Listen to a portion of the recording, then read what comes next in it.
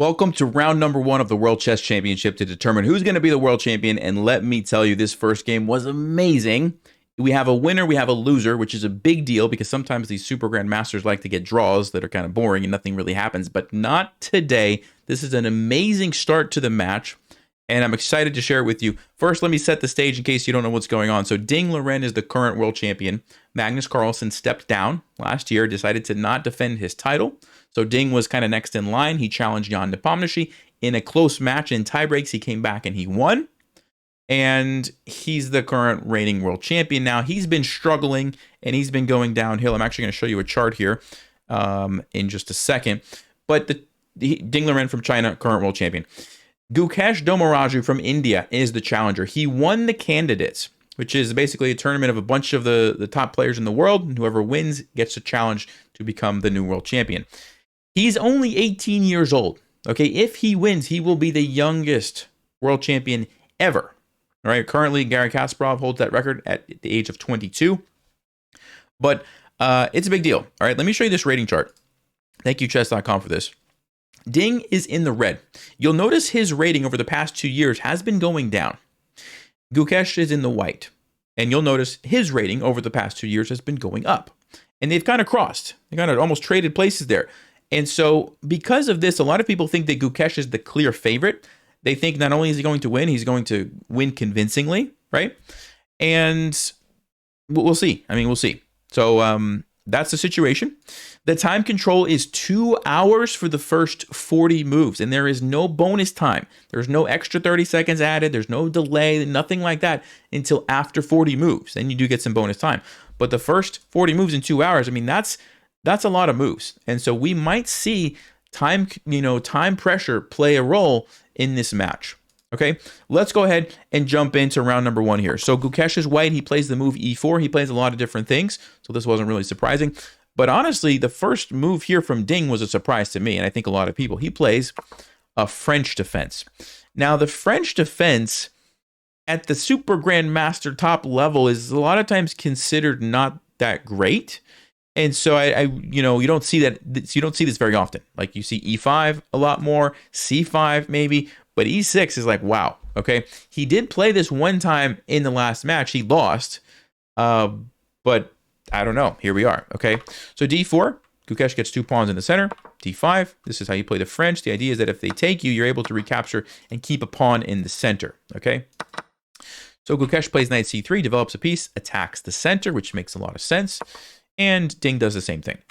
e5. This is one of the common ways to play against this, called the Stein's variation. You push forward, you gain space, and you force the knight to move. He goes back here. f4, c5. This is a common idea in the French defense. You attack the d4 pawn. You play knight to c6. You play queen to b6. Sometimes the knight, if it's sitting on here, will actually go to e7 and f5 to attack some more. Not in this case because it's already been moved. But basically, you just attack d4. And white's going to figure out a way to defend this. You can use your pieces like this, which is what usually happens. And actually, right here, Gukesh surprises Ding. And he plays the move knight to e2. Now, the reason it's a surprise is because most people play knight f3. So knight f3, knight c6, bishop e. Like this is kind of how the game normally goes. You just defend your pawn this way. And you leave this knight on c3 for a little while. But Gukesh moves it immediately. And Ding plays knight c6 relatively quickly, but after c3, I want you to watch Ding's time.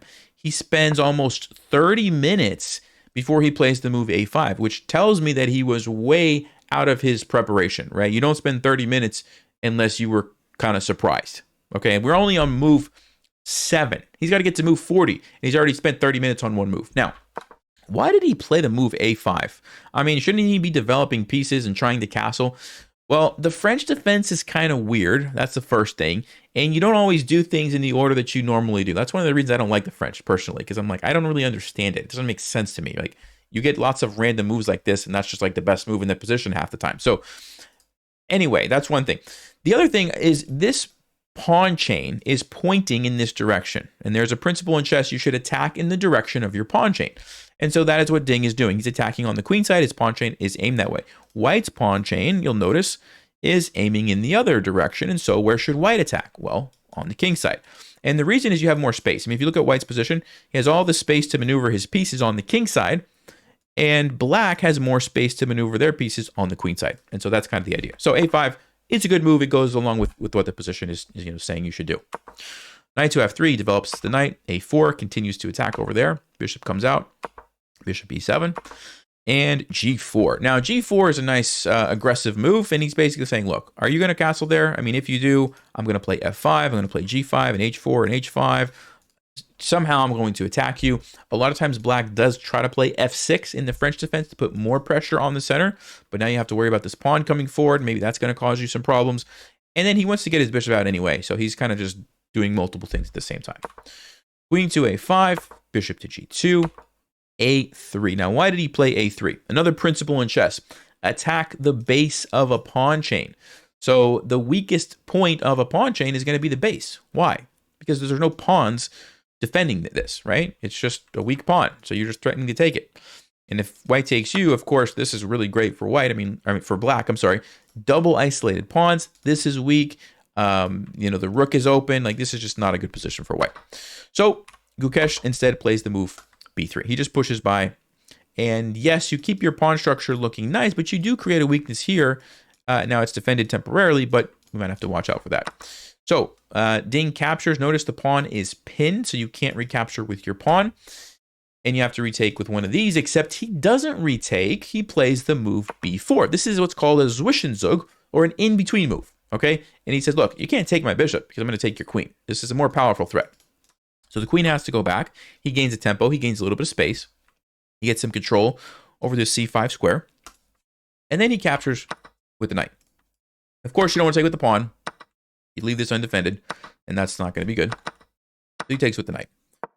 Knight to b6. And notice that when he moved this pawn forward, yes, you gained a tempo. Yes, you gained some space, and you got some control here. But you gave up control of this c4 square. Now, when you play chess, it's important to remember that pawns can't move backwards. Okay, so every time you move a pawn forward, you create weaknesses that, you can't ever control again with the pawn. And that might not look like a big deal, but I want you to pay attention to this c4 square as the game goes on, because now it is a possibility that black can use it for their pieces, and that is exactly what Ding is doing by bringing the knight over here. Okay, so he castles, the knight jumps in, it attacks the bishop, which is undefended. That would be a nasty fork, so of course he doesn't allow that, he just retreats the bishop, keeps control over the square. Bishop to d7, and I want you to pay attention to Ding's time. Okay, he's got 36 minutes to finish out the game. He has to get to 40 moves. Well, not to finish out the game. He has to get to move 40 before he gets extra time. But that's a lot of moves, and he's almost down an hour on the clock. Okay, in a 2-hour game, being down an hour is insane. I mean, that is a massive time advantage that Gukesh has. Okay, that being said, right at this moment in the game, Gukesh starts to think, and he thinks for a very long time. Watch his time. It goes from 1 hour and 21 minutes to 48 minutes. I mean, if I can do math, that's like over 30 minutes. Okay, he thinks for over 30 minutes. And right at this moment, after he plays queen e2, by the way, queen e2 is a good move. But after he plays queen e2, he gets up and he leaves. Now, I don't know what he was doing. I assume maybe he went to the bathroom. Maybe he went to get some water. Maybe he just wanted to stretch his legs. I mean, he was sitting for over 30 minutes intensely thinking. He needs to take a break, right? That makes sense. However, as soon as he gets up and leaves, not even a minute later, Ding plays his move. And Gukesh is not even there. So he's able to not only, play a quick move, he's able to think while Gukesh's time is running down. And what I want you to pay attention to is how the time situation actually evens out. He goes from being down an hour to okay, now he's only down a couple of minutes. And over the next couple of moves, he plays quickly, and Ding actually catches up on time. Okay, now let's talk about the moves that he's playing here. Knight to b2. First of all, it's supported by the pawn. But you might be wondering, well, where exactly is the knight going?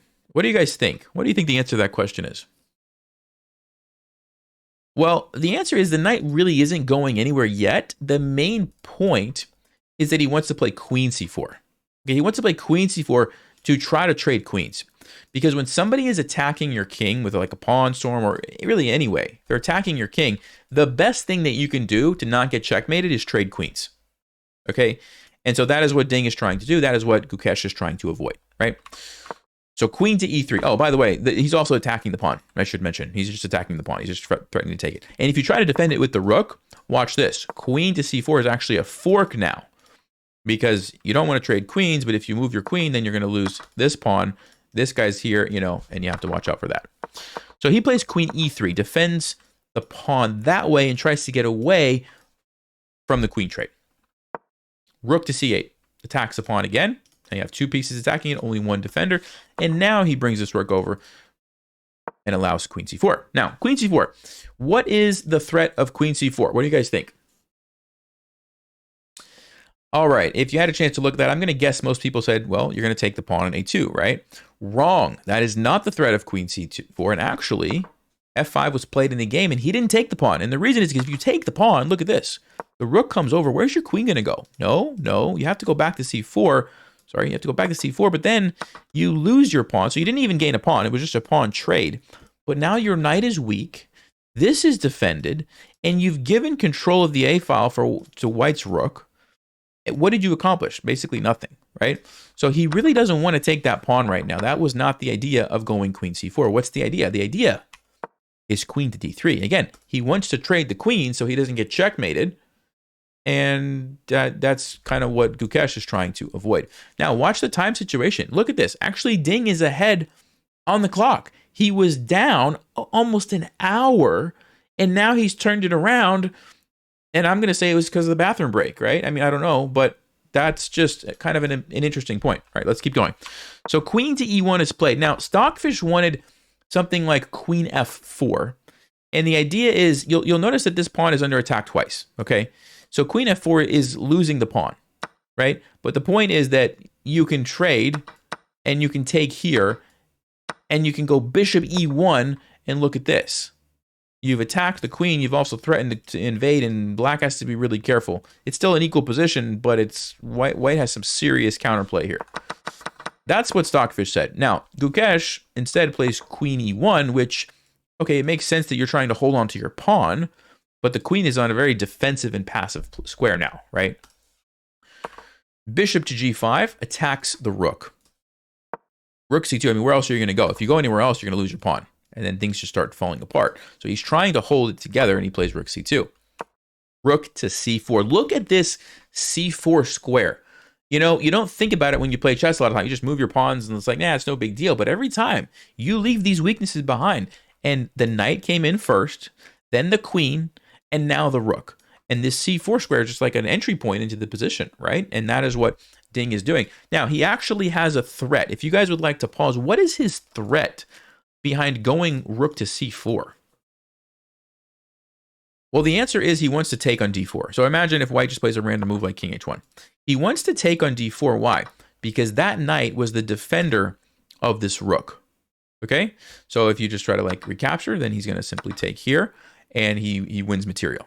He got a knight and a rook, and he only lost a rook. He wins a piece, right? So that's a threat, and it's a serious threat, right? It's a big deal because the rook is defending the pawn, so you don't really want to move that away, but now you have to, you know, watch out for this because the knight's defending, and it's kind of a mess. And yeah, okay, so king h1 is not what was played. He played h4, okay? He's trying to counterattack and also ask the bishop a question of where are you going to go. So bishop to f4.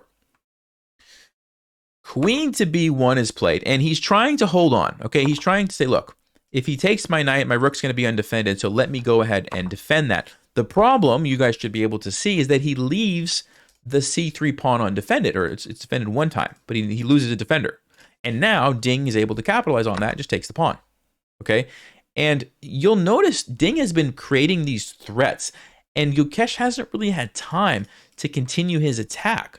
And this is very important. When somebody is attacking your king, don't just sit around and like play defensive moves. Sometimes the best thing to do is counterattack. And that is what Ding is doing. And you'll notice, not only has he switched the time situation from being down an hour to now he's ahead on the clock. I mean, look at the time. He's got 22 minutes to Gukesh's 14. He also has a really good position. He's got the momentum right now. All right. But it's not over yet. Rook takes c3, queen takes c3, so they trade, and he throws in this pawn trade to kind of open up the diagonals and the files to be able to attack the king. The engine wanted the bishop to take. It said it was a little bit better, but this was not a bad move. Even though it gets a question mark, it wasn't a bad move. Now, knight to e2 is played. It's a fork, okay, but he has a way to save the bishop. He grabs a pawn and defends. And now we have a really interesting moment. He trades this. Yes, Gukesh is down some pawns. However, if he is able to use the bishop pair and launch an attack on Black's king, the pawns won't really matter. So if you guys would like to pause, what is a good attacking move that you can play here as white? If you had a chance to look at that, the move that I'm thinking of is bishop to c5. And this is important. When you're trying to attack your opponent's king, you do not want to let them castle. Because if they castle and get their king to safety, it's going to be much more difficult to attack them. So bishop to c5 actually stops Black from castling. And at the same time, you attack the queen here with your rook. And there's a really amazing line here. Queen takes g4. You can actually sacrifice your queen. Look at this. Queen takes h7. Why? Because if the rook takes you, you've got an amazing checkmate on the board. Look at that. That is nice, right? So queen sacrifice. However, Black has an amazing move in return to defend themselves.